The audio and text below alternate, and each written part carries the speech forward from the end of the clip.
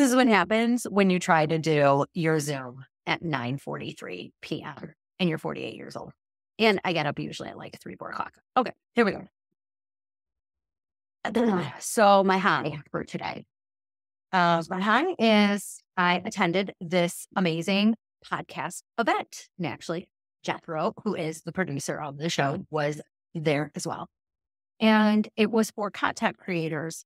But the thing that really stuck out to me about that was how having a podcast is really about clarifying who you are.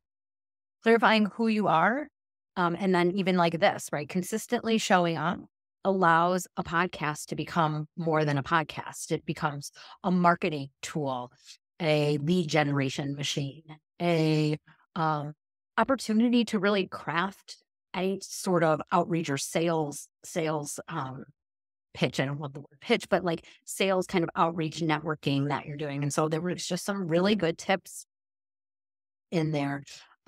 In particular, how to think about using podcasts as a creator to build your brand awareness by going on to other people's podcasts, along with building your own. And so I think that kind of just illuminated for me.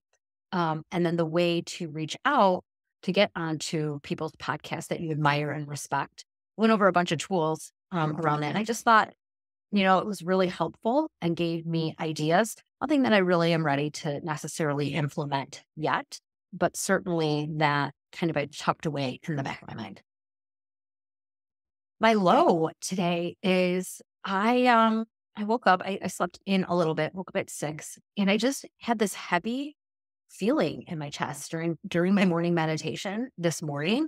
I could feel like this pressure kind of in my chest. And then I felt it a few times today. Once when I was talking to my son at dinner, and I don't know why or where it's coming from. And I just kind of noticed it and nothing was wrong. Felt like everything was emotionally energy good today. So, just notice that. I hope I have, tomorrow, just really cool. Renee, my co-founder, and I are meeting with a woman named Laura Halloway. Laura Halloway is a female entrepreneur who, so cool, Renee met because she was wearing her Soul Growth swag hat. And she was downtown. We live in Chicago, and she was down in the city. And some guy said to her, Soul Growth, I don't know what that is. And she's like, well, or I've never heard of it. She's like, of course not. It's a brand new company that we're starting. And he's like, tell me about it. She shared a little bit, right? We're here to support and empower women, create experiences and safe spaces for them to dig into their authentic selves and reconnect with themselves. And so he said, oh, it sounds like something that my daughter has done. You should connect with her. Her name is Laura Halloway, and she has a place called Soul Chicago, of course. And so we've met with her once already. She has about 8 nonprofit wellness centers on the West Coast in LA and around there. She opened up a juice bar in Chicago, which is where we're actually meeting her at her juice bar tomorrow. And then she does event retreats, but, very niche boutique retreats. They cost about 40 grand a person for very influential, high net worth wealth individuals. And then she does all this volunteer work on the south side of Chicago. So just a really cool person who has branding, social media, audience experiences. And so looking forward to meeting with her tomorrow to really start to hone out the strategy around building Soul Growth as a brand and category. Thinking about maybe a newsletter, what might that look like? What type of content creation strategy do we want to use to really start thinking about building an audience? And then allowing that audience to kind of connect back with us and share what their insights are. Lesson learned. My lesson learned today is actually a really cool one. I was really thoughtful this morning. I had an important call at 9. And this was a call that could lead to a consulting contract. And I've been crafting my story for that call and my journey, and I wanted it to be succinct, and I wanted to have the call go well and smooth and get the hope I wanted, which was to land a in-person meeting with this individual.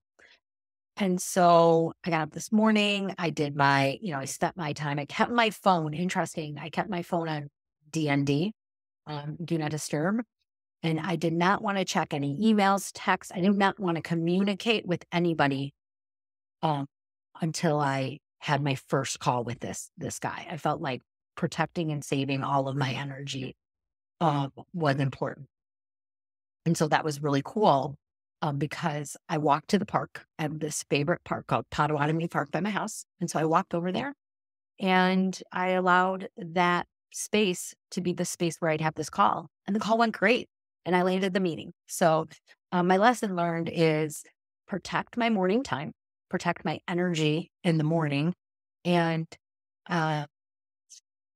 go to the places and spaces where I feel aligned, empowered, in touch, in tune, if I can, and have my calls or conversations from there.